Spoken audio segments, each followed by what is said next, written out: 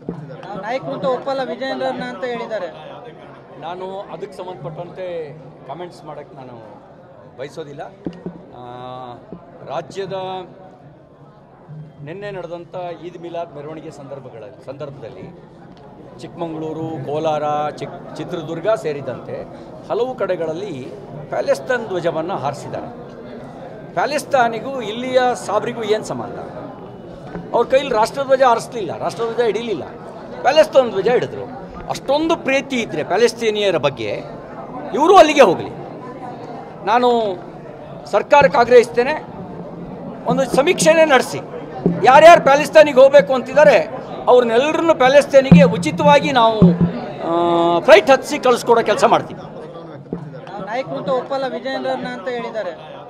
ನಾನು ಅದಕ್ಕೆ ಸಂಬಂಧಪಟ್ಟಂತೆ ಕಮೆಂಟ್ಸ್ ಮಾಡೋಕ್ಕೆ ನಾನು ಬಯಸೋದಿಲ್ಲ. ರಾಜ್ಯದ ನಿನ್ನೆ ನಡೆದಂಥ ಈದ್ ಮಿಲಾದ್ ಮೆರವಣಿಗೆ ಸಂದರ್ಭದಲ್ಲಿ ಚಿಕ್ಕಮಗಳೂರು, ಕೋಲಾರ, ಚಿತ್ರದುರ್ಗ ಸೇರಿದಂತೆ ಹಲವು ಕಡೆಗಳಲ್ಲಿ ಪ್ಯಾಲೆಸ್ತೈನ್ ಧ್ವಜವನ್ನು ಹಾರಿಸಿದ್ದಾರೆ. ಪ್ಯಾಲೆಸ್ತಾನಿಗೂ ಇಲ್ಲಿಯ ಸಾಬ್ರಿಗೂ ಏನು ಸಂಬಂಧ? ಅವ್ರ ಕೈಲಿ ರಾಷ್ಟ್ರಧ್ವಜ ಹಾರಿಸಲಿಲ್ಲ, ರಾಷ್ಟ್ರಧ್ವಜ ಹಿಡೀಲಿಲ್ಲ, ಪ್ಯಾಲೆಸ್ತೈನ್ ಧ್ವಜ ಹಿಡಿದ್ರು.